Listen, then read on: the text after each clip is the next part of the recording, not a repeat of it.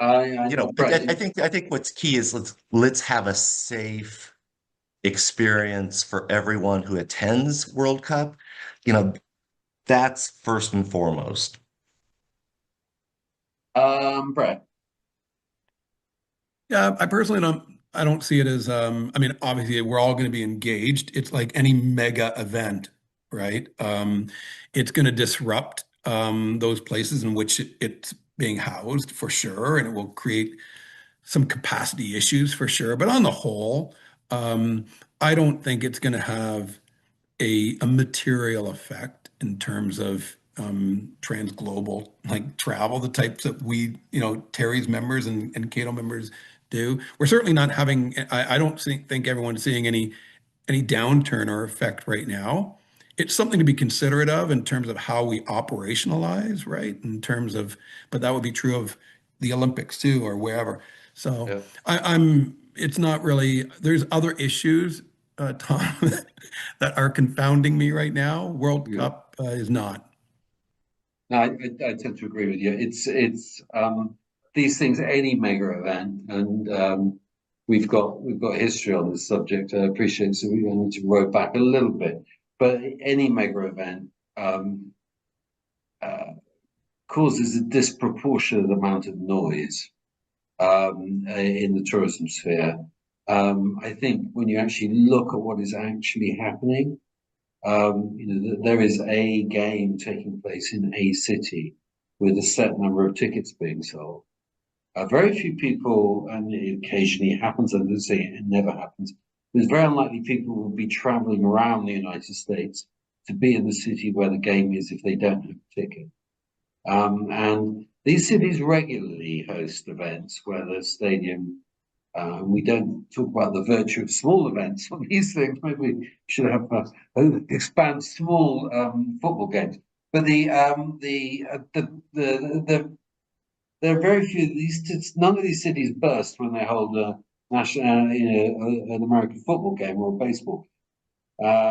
You're not dealing with extraordinary crowds here. You're dealing with normal crowds that attend sporting occasions.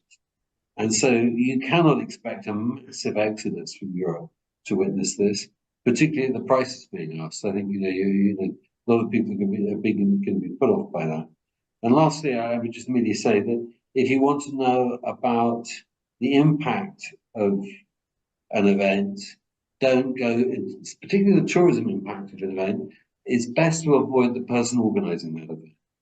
Their job is to sell the dream and the hype, not the reality. And I think you'll find that most destinations that hosted Olympic Games, or World Cups, or any of these huge events see very, very little short-term or even long-term benefit. These places function. What we're dealing with is not tourism; it's the opposite. It's a one-off event, and people are not traveling for the reasons people normally travel for tourism.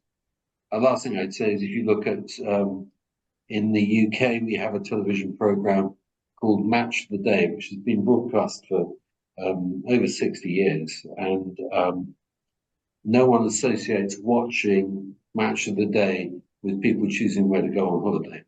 It's not a where to go on holiday program. The World Cup will not be a where to go on holiday event. Okay, on that thought, but are there any trends? Are there any trends we want to know about? Sorry, we've been rude about the World Cup, and we should say we're all looking forward to it. But are there any particular trends you can spot at the moment? What's up? I mean, what destinations are hot? Are there any ones that are cool, but in the wrong sense? Well, Brett, yeah, to you.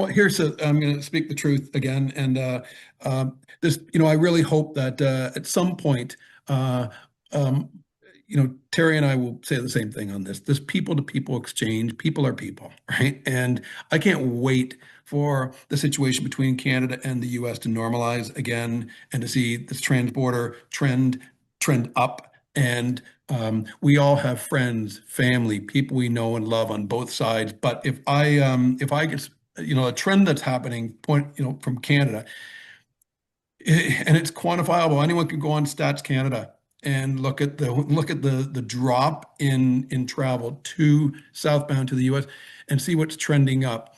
Overseas travel is trending way, way up from Canada. Overseas travel. Trans-border travel is traveling way down. So if I was a hotel, an operator, a destination in Europe right now, I would think the Canadian market is ripe, because people are, it's just what's happened. And it's not a pivot anymore. It's not a trend. It's just at this point in time, there's not a lot of appetite to travel to the US, where there would have absolutely have been. And interestingly, even there's been lots of studies out. One of our biggest real estate companies, Royal LePage, interviewed Canadians who have property in the US, and over half are thinking of selling. Well, that capital then becomes fungible, right? They may choose to buy a home in Canada or elsewhere, in Portugal or wherever, Spain, or they may use it to travel. So there's then there's economic uncertainty too. We're Terry and I and the two countries are involved in the Canada-US-Mexico free trade agreement. Who knows what will happen with that? That could create a lot of uncertainty. What I'm talking about now in terms of the appetite for traveling abroad could, if whatever happens, right, with it, that could create uncertainty. But right now, there is a real appetite for Canadians to travel to Europe and elsewhere, but in particular Europe.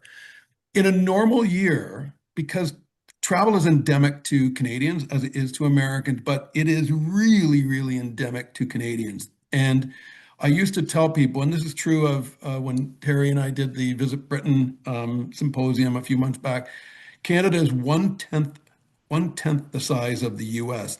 But then in data, the data speaks for this, that it's often 1/5 the volume. So small market, very robust market. Small market, but very robust. That's what I'll leave you with. I just think there's a great opportunity right now for this market for Europe.